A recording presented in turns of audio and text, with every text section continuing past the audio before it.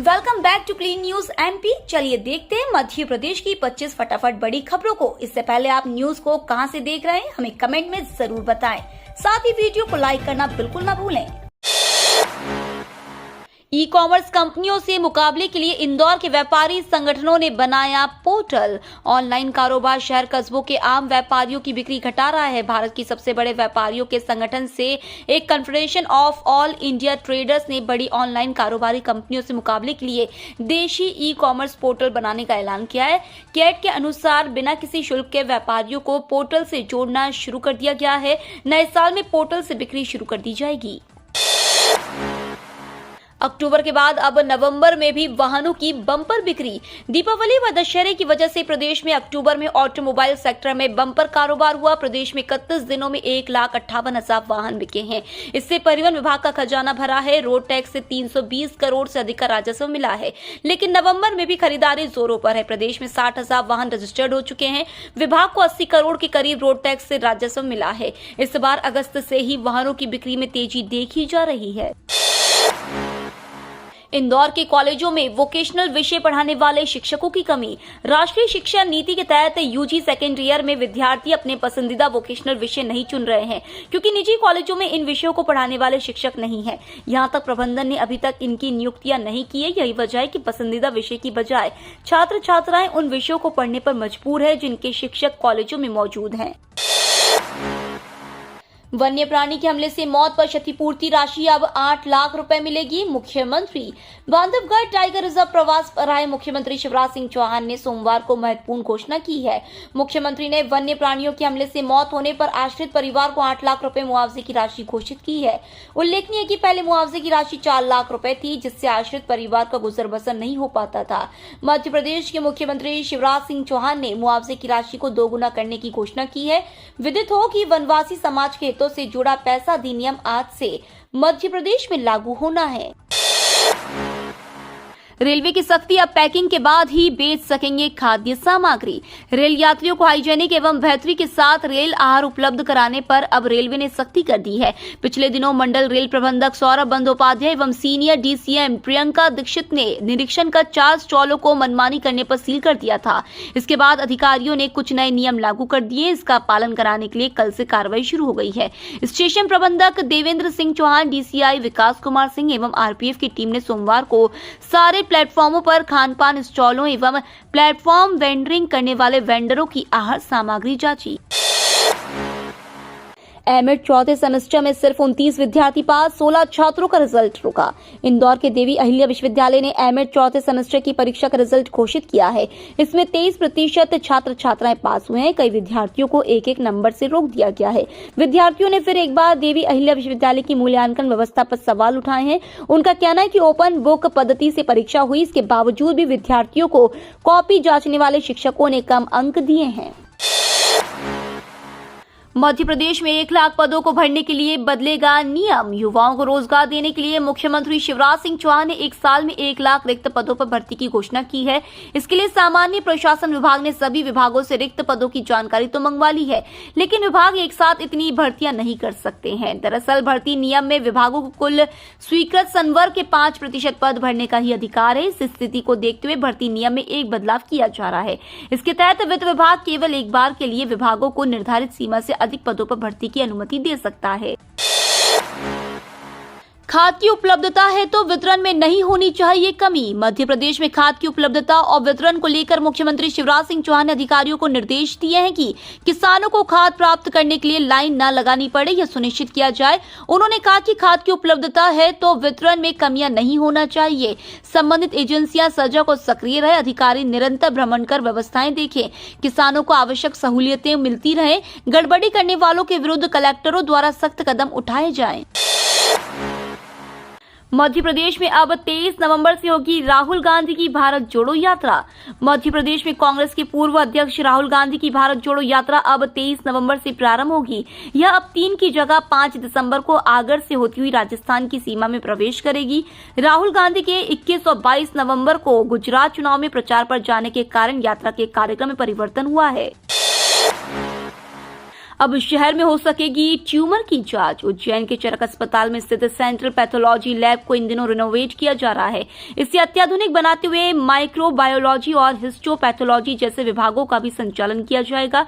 Renovation के बाद यहां कैंसर की जांच हो सकेगी। इसी के साथ अगर जिला अस्पताल या माधवनगर अस्पताल सहित अन्य सरकारी अस्पताल में ऑपरेशन के दौरान यदि किसी मरीज को ट्यूमर निकलता है तो उसकी जांच भी की जा सकेगी। रेल मंत्रालय का बड़ा फैसला, अब अलग तरह से बुक होगा टिकट। अब आप यात्रा शुरू करने वाले स्टेशन से पहले से अधिक दूरी से ही ऐप से टिकट बुक कर सकेंगे। इतना ही नहीं, मंत्रालय ने इससे संबंधित आदेश सॉफ्टवेयर बनाने वाले क्रिस को जारी कर दिए हैं। गौरतलब है कि रेल से सफर करने के लिए आरक्षित और अनारक्षित दो तरह के टिकट बुक होते हैं। आरक्षित टिकट कहीं से भी किसी भी स्थान के ऑनलाइन या ऐप से बुक कराए जा सकते हैं, लेकिन अनारक्षित टिकट यात्रा शुरू करने वाले स्टेशन से सीमित दूरी तक ही बुक कराए जा सकते हैं। एमपी में धर्मांतरण को लेकर सियासत गर्म, भाजपा अध्यक्ष ने कहा लिया जाएगा बड़ा एक्शन। मध्य प्रदेश में लगातार हो रहे धर्मांतरण को लेकर सियासत गर्मा गई है। इस मामले को लेकर अब भाजपा के प्रदेश अध्यक्ष वीडी शर्मा का बयान सामने आया है। उन्होंने कहा कि धर्मांतरण पर सख्त कार्रवाई की जाएगी। भाजपा सरकार इन मामलों पर सख्त है और सरकार सभी मामलों पर कड़ी कार्रवाई कर रही है। वहीं धर्मांतरण को लेकर नेता प्रतिपक्ष गोविंद सिंह के बयान पर पलटवार करते हुए शर्मा ने कहा कि आपके सर्टिफिकेट की भाजपा को जरूरत नहीं है। अपनी ही सरकार में मंत्री रहते हुए सबसे भ्रष्ट सरकार बता रहे थे, कहते थे कि पैसा ऊपर तक जाता है। उन्होंने कहा कि परिवारवाद और कुछ लोगों तक ही कांग्रेस पार्टी सिमट कर रह गई है। 18 नवंबर के बाद बदलेगा मौसम, एक्टिव होगा नया पश्चिमी विक्षोभ। नवंबर का आधा महीना बीत चुका है, लेकिन ज्यादा ठंड का प्रभाव देखने को नहीं मिल रहा है। हालांकि पश्चिमी विक्षोभ के असर से तापमान में उतार चढ़ाव का दौर जारी है। मौसम में उतार चढ़ाव की यह स्थिति नवंबर के अंत तक बनी रहेगी। इसके बाद 18 नवंबर से तापमान में कुछ गिरावट तो होगी, लेकिन बहुत ज्यादा ठंड नहीं रहेगी। लेकिन पश्चिमी विक्षोभ के जाते ही पारा गिरेगा और ठंड में इजाफा होना शुरू हो जाएगा। 21 नवंबर से एक बार फिर तापमान में गिरावट देखने को मिलेगी। जनजातीय गौरव दिवस पर कमलनाथ का कटाक्ष, का बीजेपी को नैतिक अधिकार नहीं। मध्य प्रदेश में भारतीय जनता पार्टी आदिवासी गौरव दिवस मना रही है, लेकिन सच्चाई यह है कि भारतीय जनता पार्टी हमेशा आदिवासी समुदाय के विरुद्ध कार्य करती है। आदिवासी अत्याचार में मध्य प्रदेश को देश में नंबर 1 बनाने वाली और विश्व आदिवासी दिवस का अवकाश समाप्त करने वाली भाजपा सरकार को आदिवासी गौरव दिवस मनाने का नैतिक अधिकार नहीं है। ये बात मध्य प्रदेश कांग्रेस कमेटी के अध्यक्ष कमलनाथ ने एक बयान में कही। खेल कैलेंडर तो जारी किया, लेकिन 70% सरकारी स्कूलों में खेल कूद शिक्षक ही नहीं। स्कूलों में खेल गतिविधियों के लिए खेल कैलेंडर तो जारी कर दिया, लेकिन इन गतिविधियों से विद्यार्थियों को जोड़ने वाले खेल शिक्षक ही नहीं है। हाल यह है कि करीब 1,22,000 सरकारी स्कूलों में वर्तमान में सिर्फ 758 खेल शिक्षक पदस्थ है। वहीं 1,742 पदों पर शिक्षक ही नहीं है।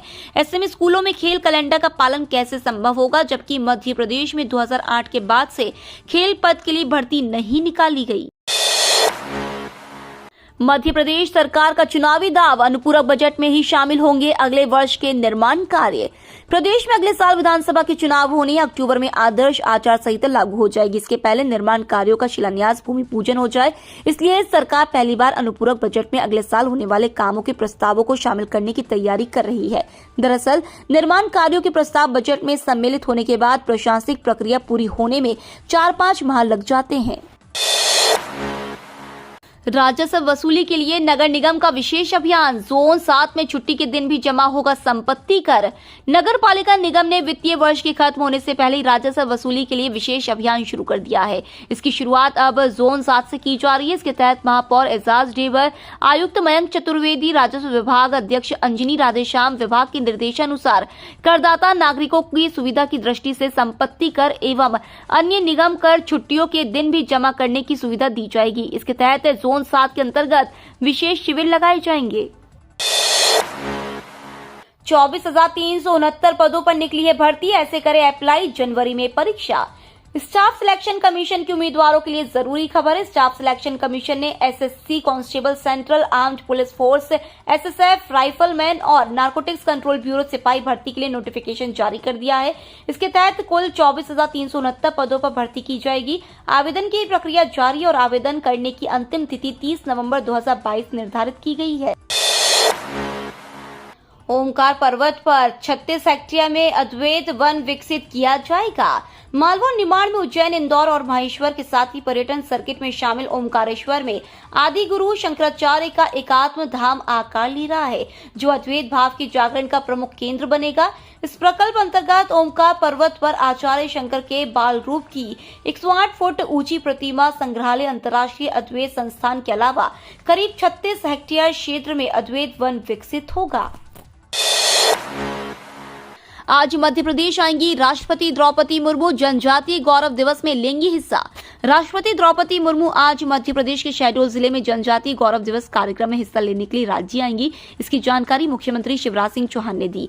चौहान ने पत्रकारों से बात करते हुए कहा कि इसी दिन राज्य में पंचायत विस्तार अनुसूचित क्षेत्रों अधिनियम को भी आधिकारिक रूप से लागू किया जाएगा। सरकार ने पिछले साल आदिवासी नेता बिरसा मुंडा की जयंती और आदिवासी स्वतंत्रता सेनानियों के योगदान को याद करने के लिए आज 15 नवम्बर को जनजातीय गौरव दिवस घोषित किया था। किसानों के लिए गुड न्यूज, 13वीं किश्त से पहले पीएम मोदी का बड़ा तोहफा।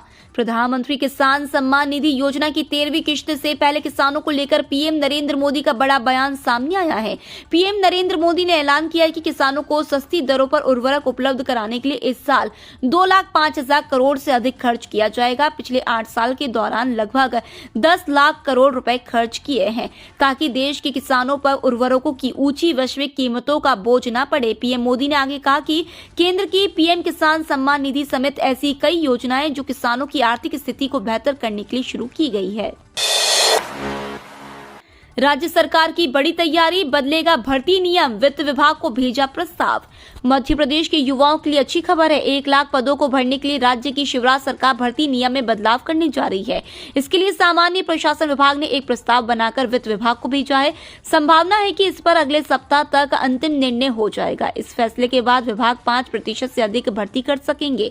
दरअसल आगामी चुनावों से पहले युवाओं को साधने के लिए सीएम शिवराज सिंह चौहान ने 1 साल में 1 लाख रिक्त पदों पर भर्ती की घोषणा की। इस पर अमल लाने के लिए सामान्य प्रशासन विभाग ने सभी विभागों से जानकारी मंगवाकर एक ड्राफ्ट तैयार करके वित्त विभाग को मंजूरी के लिए भेजा है। फिटमेंट फैक्टर पर केंद्रीय कर्मचारियों की बल्ले बल्ले। केंद्रीय कर्मचारियों की सैलरी स्ट्रक्चर में फिटमेंट फैक्टर का अहम रोल होता है। इसमें बदलाव होने का असर पूरी सैलरी पर पड़ता है। फिलहाल यह 2.57% है और उसी के हिसाब से सैलरी मिलती है, लेकिन लंबे समय से इसे बढ़ाकर 3.68 करने की मांग हो रही है। कई मीडिया रिपोर्ट्स में यह दावा किया जा रहा है कि नए साल से पहले दिसंबर तक सरकार इसे बढ़ाने का फैसला ले सकती है। 4.5 लाख परीक्षार्थियों की कैमरे से निगरानी करेगा पीएससी। परीक्षा आयोजित करवाने में देरी के लिए युवाओं के निशाने पर बना मध्य प्रदेश लोक सेवा आयोग अब नया प्रयोग करने जा रहा है। पीएससी ने 4.5 लाख अभ्यर्थियों की कैमरे से निगरानी का मन बनाया है। पीएससी की परीक्षाओं के दौरान सीसीटीवी लगाने का प्रस्ताव आयोग ने तैयार किया है। इसके लिए बाकायदा टेंडर जारी कर प्रस्ताव भी बुला लिए गए हैं। पीएससी ने सबसे बड़ी परीक्षाएं राज्य सेवा, राज्य वन सेवा और अन्य परीक्षाओं के लिए बनने वाले परीक्षा केंद्रों की ऑनलाइन कैमरे से निगरानी का प्रस्ताव तैयार किया है। नीट की तैयारी करने वालों के लिए गुड न्यूज, खुलने वाले हैं 100 नए मेडिकल कॉलेज। देश में मेडिकल एजुकेशन सेक्टर को बढ़ाने के लिए केंद्र सरकार की तरफ से लगातार कोशिशें की जा रही हैं। केंद्रीय स्वास्थ्य मंत्रालय ने एक योजना के 4थे चरण के तहत जिला अस्पतालों को अपग्रेड करने का प्रस्ताव तैयार किया है। इस अपग्रेड के साथ 2027 तक देश में 100 नए मेडिकल कॉलेज स्थापित किए जाएंगे। इसका मकसद हेल्थ सेक्टर के लिए मानव संसाधन की उपलब्धता को बढ़ावा देना है। ये तो थी आज की 25 फटाफट बड़ी खबरें। अगर आपको न्यूज पसंद आई हो तो चैनल को सब्सक्राइब करना ना भूले। धन्यवाद।